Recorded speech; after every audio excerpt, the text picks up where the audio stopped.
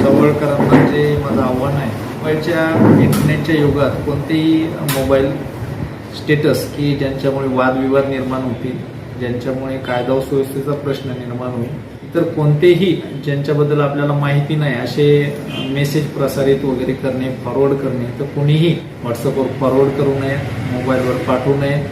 तसेच कोणतेही अशा प्रकारचे व्हिडिओ की ज्यांच्यामुळे वादविवाद निर्माण होतील, कायदा व सुव्यवस्थेचा प्रश्न निर्माण होईल, असे व्हिडिओ फॉरवर्ड करू नयेत किंवा मोबाईलवर टाकू नयेत, फेसबुक किंवा सोशल मीडियावर टाकू नयेत. कोणत्याही प्रकारे आपण बेकायदेशीर वादविवादित असे स्टेटस ठेवू नयेत, व्हॉट्सअप डीपी ठेवू नयेत.